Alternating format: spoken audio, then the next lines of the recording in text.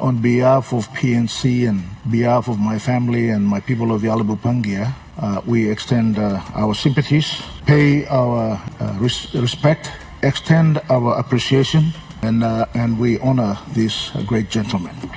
Mr. Speaker, I also want to thank the family for sharing Sir Julius's life with our nation and our people and our country, because he's served this country throughout his entire life, from a young man to the time that he has served out as a governor of New Ireland Province. He is one of the very few leaders in this country, Mr. Speaker, that has been honored as founders of our great nation. These few leaders have laid the foundations of which we call our great nation, Papua New Guinea, today that remains independent, free, and enjoys the democratic values they have enshrined in the Constitution that we now respect and honor in this country as the laws that govern our nation, Mr. Speaker. Mr. Speaker, despite many challenges we face today, and of course over the last 50 years, Mr. Speaker, I am privileged that a few of us and many of us leaders here in this parliament and parliaments in the past have had a privilege of working with these great leaders. Sir Julius Chan, Sir Michael Somare, and many other leaders who have served their time in this honorable house. We have benefited greatly, Mr. Speaker, from their wise counsel and guidance. Sir Julius in particular, Mr. Speaker, a man of great honor, Mr. Speaker. His word was his honor. He was selfless, hardworking, Mr. Speaker.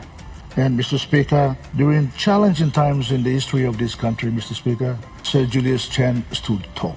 As he stood tall in the beginning of our nationhood. As many speakers before me have stated, Mr. Speaker, many of the government institutions, the departments that we manage today, the financial institutions that we enjoy and serve us, and of course, many of the constitutional offices that govern our nation and our leadership, Mr. Speaker, were formed and founded by these great leaders, including Sir Julius Chan. Mr. Speaker, the challenge on us, the next generation of leaders, is to honor their contribution to our nationhood and continue the legacy that they have given to us.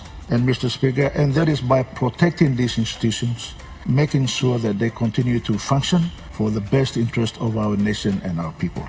Mr. Speaker, as we all know, Sir Julius Chan is a great financial brain. He had an intellect that was beyond many of our own capacities, and he is purely responsible for the sort of economy that we enjoy in our country. Mr. Speaker, during the formation of our nation, many of our leaders visited many countries around the world. They visited countries that practice Western democracies like ours.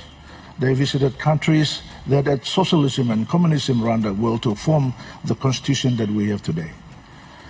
And it could have been easily that the economy of a country could have been managed and structured in a different manner. But we have inherited a capitalism way of doing business in our country, and largely that is due to the contributions that Sir Julius Chan has made. So, Mr. Speaker, while we enjoy this growing economy, we must not forget the foundations that they have set. Also, Mr. Speaker, today we also have a very healthy and huge population, well educated in the country, Mr. Speaker.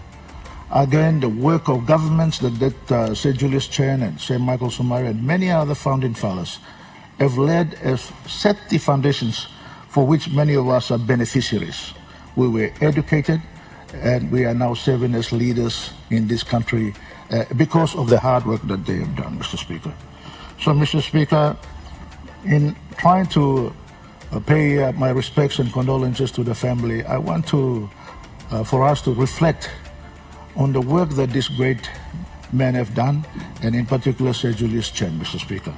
Mr. Speaker, it is our duty as leaders and members of Parliament, especially members of this honorable house, that we learn from the examples that these leaders have set for us, and we try and use that experience to guide us in making decisions into the future. Mr. Speaker, we are all earthly men. We have made mistakes, but Mr. Speaker, men like Sir Julius Chan in a life of a country are very rare to find. and we are privileged to have had him in this honorable house serving our country and our people.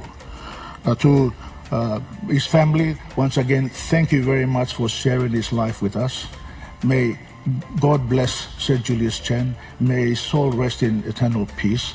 And may God bless this great nation, Papua New Guinea. Thank you, Mr. Speaker.